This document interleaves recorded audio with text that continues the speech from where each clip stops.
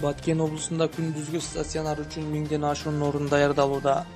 Өлкөдө коронавирус илдети көбөйүп, абал кооптуу болуп жаткандыгына байланыштуу Баткен облусунда ооруканалардан сырткары кошумча 1000ден ашуун орун даярдалууда.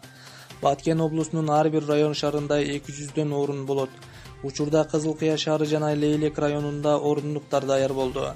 Өкмөттүн ыйгарым укуктуу өкүлү Алишер Абдурахмановдун тапшырмасына ылайык, эртең 8-июлга облустун бардык аймактарында 200дөн орундар толугу менен даяр болот. Бул жайлар эгерде пневмония оорусу менен ооруган жарандарга ооруканаларда орундуктар жетпей калса, медициналык жардам көрсөтүү максатында пайдаланылат. Учурда облустун аймагында обсервация үчүн 1790 орун даярдалган.